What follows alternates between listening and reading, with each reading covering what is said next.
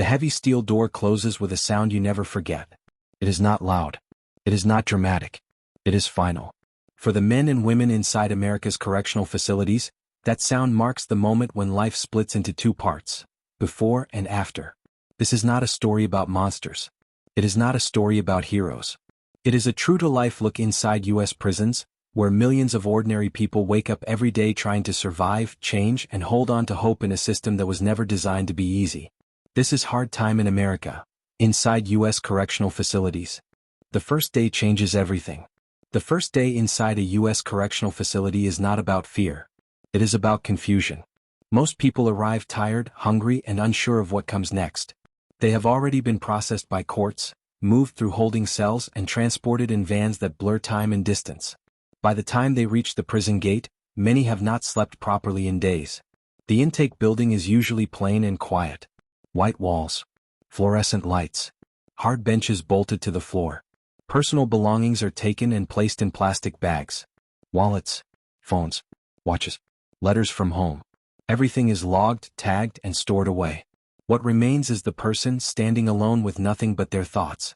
This is the moment when reality settles in. No matter how much someone has heard about prison, nothing fully prepares them for the loss of control. Schedules are no longer personal choices. Food, movement, sleep, work, and even silence are regulated. Every decision now belongs to the institution. The intake process can take hours, sometimes days. Fingerprints are taken. Photographs are snapped. Medical screenings are done quickly but carefully. Staff ask basic questions about health, mental state, and past injuries. It is not warmth. It is procedure. Uniforms are issued, usually loose, often worn by thousands before. The fabric feels stiff at first, unfamiliar against the skin. In that moment, many people realize they no longer look like themselves. Mirrors are rare, but reflections appear in metal surfaces, glass doors, and windows. The person staring back feels distant. Prison is not chaos. It is structure. Every facility runs on routines designed to manage large populations. Count times, meal times, movement times, lock-in, lights out. The system does not bend easily, and new arrivals must learn fast. The first housing assignment is often temporary. New inmates are placed in reception units where staff observe behavior and determine security levels. These units are not about comfort. They are about assessment. Who follows rules? Who struggles? Who needs help? Who needs separation? Inside these units, people learn quickly to watch more than they speak. Everyone is listening. Everyone is learning. The sounds of prison are different from the outside world. Doors opening and closing. Shoes echoing down concrete floors. Announcements over intercoms that interrupt conversations without warning. Even silence feels heavy, filled with tension and thought. Meals come on trays. Simple food. Measured portions. Eating becomes less about enjoyment and more about routine. Some people eat quickly. Others save small items for later. Food becomes one of the first lessons in adjustment. The first night is often the hardest. Lights dim but rarely go fully dark. Beds are narrow. Mattresses are thin. The air smells of cleaning chemicals and old buildings. Sleep comes in pieces. Thoughts return again and again to family, mistakes, and the unknown future.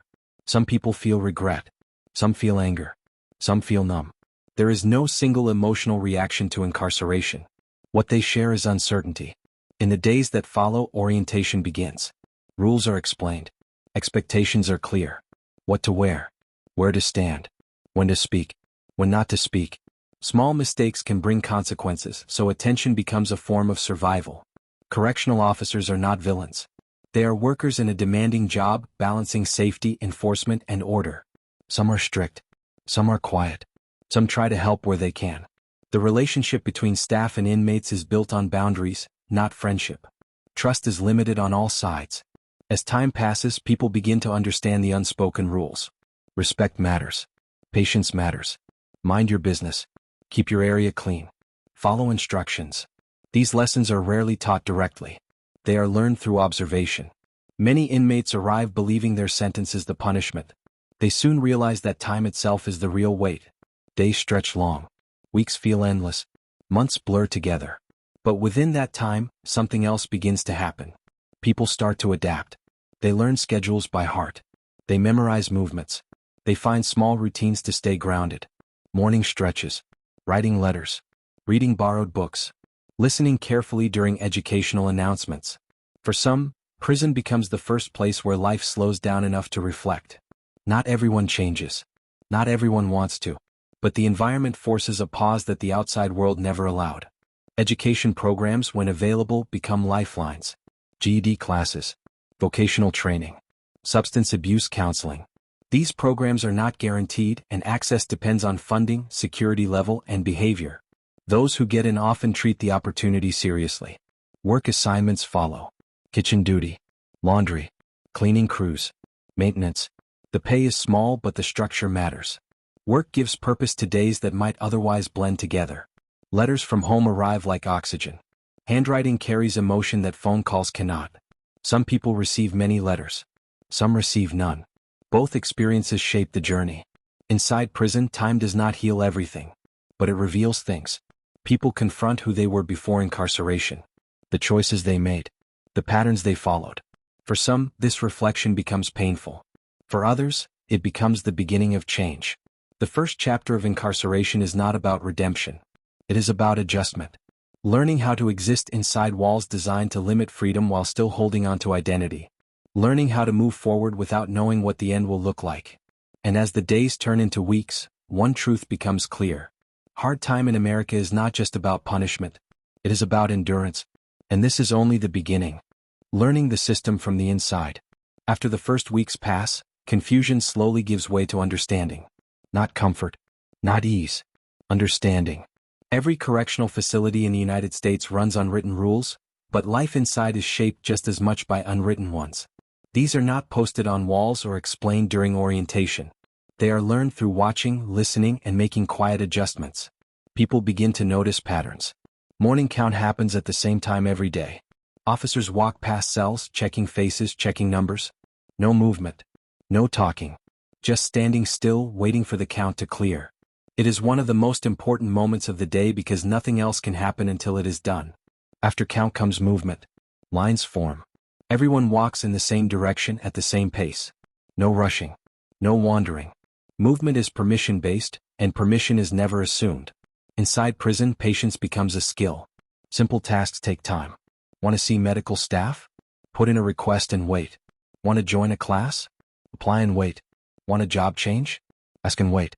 Waiting fills hours, days, sometimes months. Some people fight the system at first. They question every instruction. They resist schedules.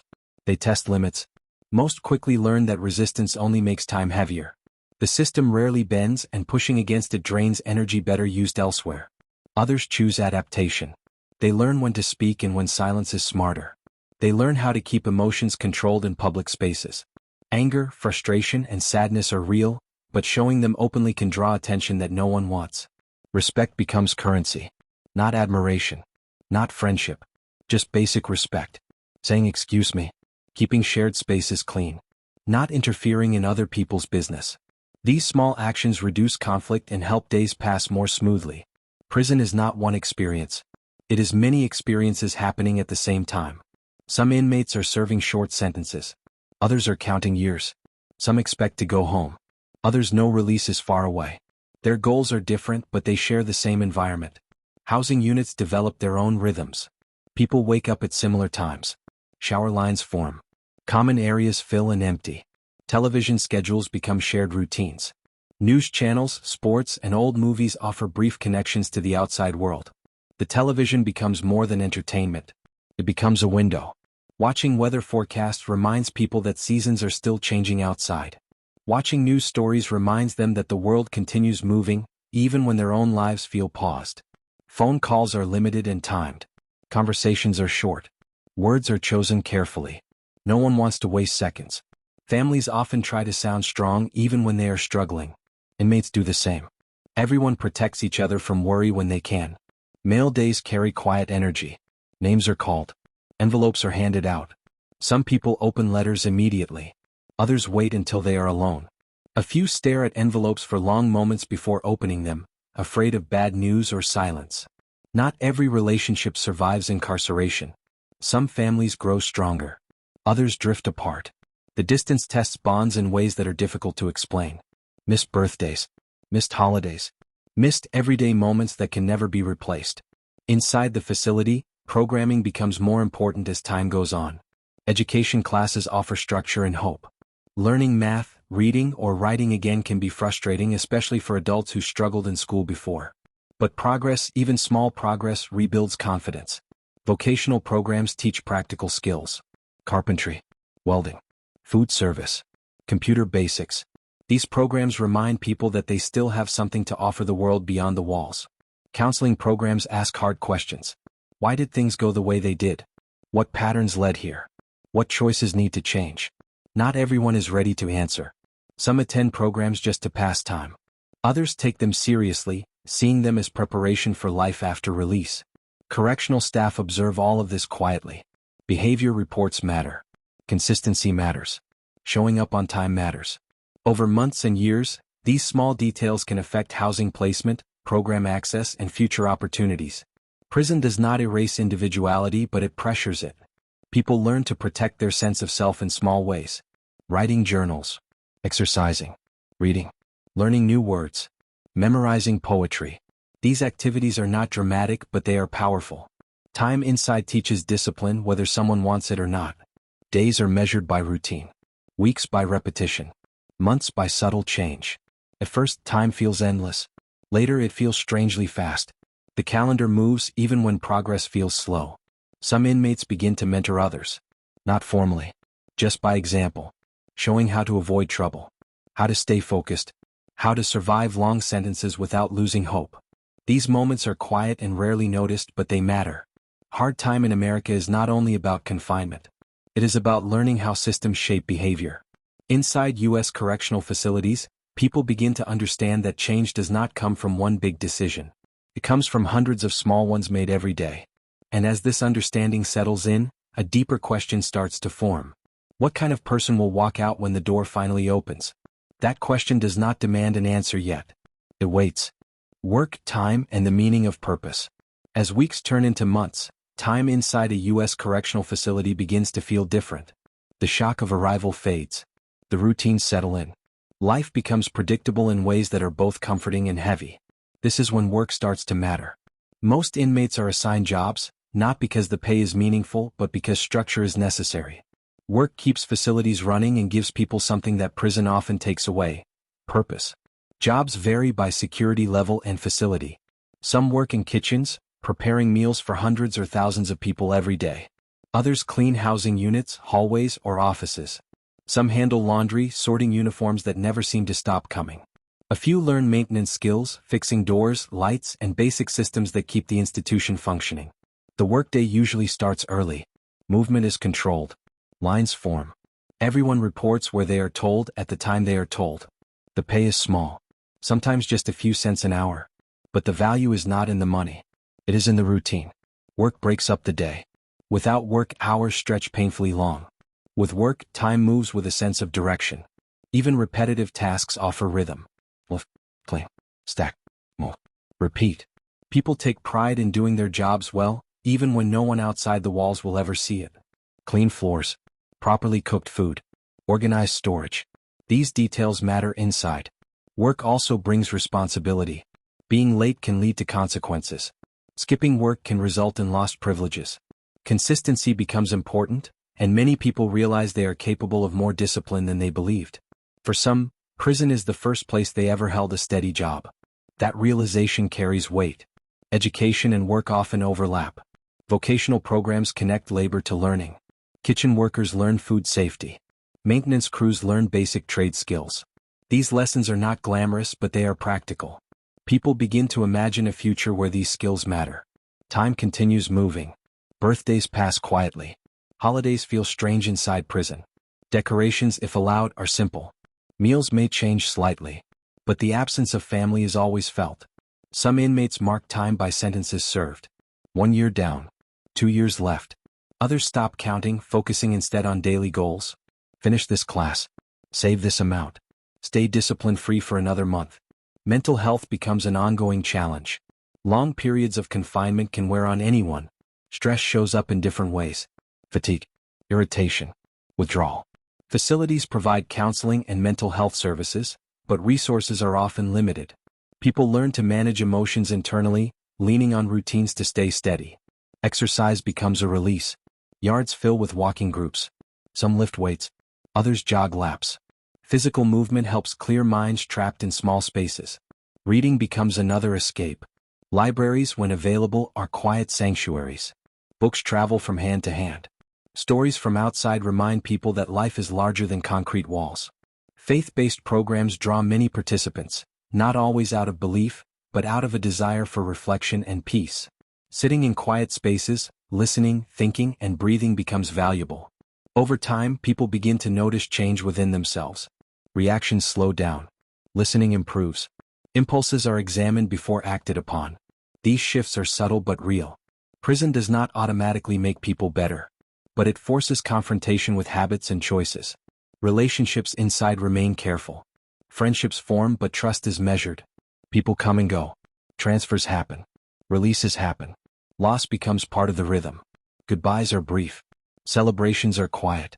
Correctional officers continue their roles, observing patterns. Good behavior is noted. Effort is seen even when not acknowledged openly. The system records everything. Participation in programs. Work performance. Disciplinary history. These records follow inmates throughout their sentences and influence future opportunities. The idea of release begins to feel real for some. Not close, but real. People start thinking about housing, employment, and family. They think about the outside world and whether it will accept them again. Hope grows slowly, carefully. Not everyone feels it at the same time. Not everyone feels it at all. But for many, a sense of direction begins to form. Hard time in America teaches a quiet lesson. Purpose does not disappear when freedom is limited. It changes shape. And as that understanding settles in, another challenge approaches. The challenge of preparing for life beyond the walls. Preparing for a life beyond the walls. There comes a point in incarceration when the future stops feeling abstract. For some, it happens months before release. For others, it happens years ahead. The thought arrives quietly, one day this will end. Preparation for reentry into society does not begin at the gate. It begins inside long before release papers are signed. The choices people make during this phase shape what happens next. Reentry programs vary across the United States. Some facilities offer structured classes focused on job readiness, communication skills, and basic life planning. Others provide limited guidance, leaving individuals to prepare on their own. In classes, people learn how to write resumes that explain gaps in employment without shame. They practice interviews that ask difficult questions. They learn about budgeting, time management, and rebuilding trust. These lessons are simple, but they are not easy. Many inmates have spent years away from technology. Smartphones, online applications, and digital communication feel foreign. The outside world has moved fast and catching up feels overwhelming. Some facilities offer limited computer training. Others rely on printed materials. Even learning how to use email again becomes a milestone. Housing becomes one of the biggest concerns. Where will they go? Who will take them in? What happens if no one can? Family support plays a huge role, but not everyone has it. Some relationships were damaged long before incarceration. Others were strained by time and distance. Case managers help where they can, connecting individuals to halfway houses, transitional housing, or community programs. These resources are often limited, and availability depends on location, funding, and individual circumstances. Employment is another challenge. Many employers are hesitant to hire people with criminal records. This reality is discussed honestly in reentry programs. People are encouraged to focus on industries open to second chances. Construction, food service, warehousing, skilled trades. The goal is not perfection. It is stability. Mental preparation matters just as much. Inside prison, life is controlled. Outside, choices return all at once. Freedom can feel overwhelming. Simple decisions like what to wear, where to go, or how to spend time suddenly carry weight again. Counseling sessions focus on coping strategies, managing stress, avoiding old patterns, recognizing triggers.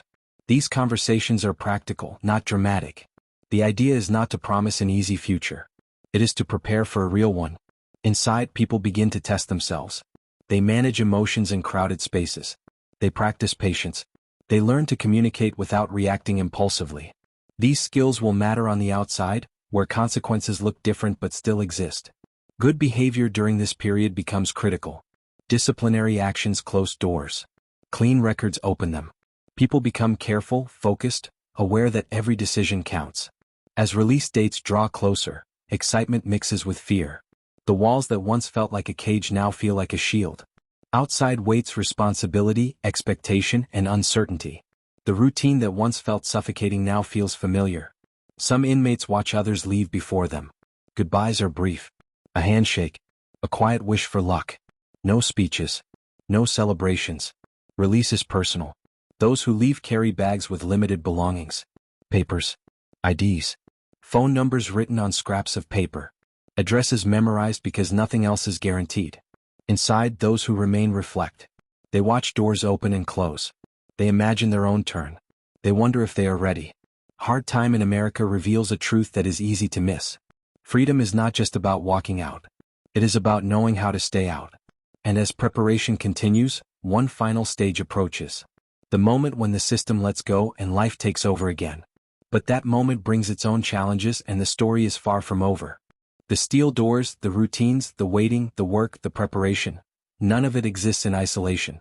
Every part connects, shaping people in ways that are rarely seen from the outside. Hard Time in America is not just measured in years or sentences. It is measured in mornings counted, jobs completed, letters written, and quiet decisions made when no one is watching. It is lived by ordinary people inside extraordinary limits, trying to hold on to dignity in a system built on control. Inside U.S. correctional facilities, life does not stop. It slows. It narrows. It forces reflection. Some discover discipline for the first time.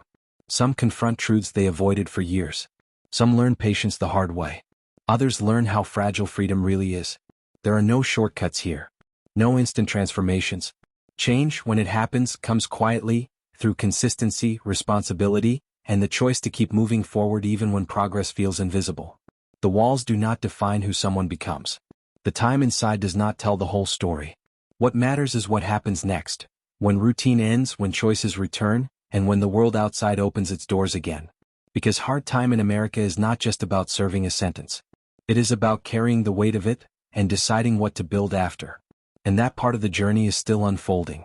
If you find this documentary informative, please like the video, share your opinion in the comments, and subscribe to the channel for more in-depth prison and crime stories.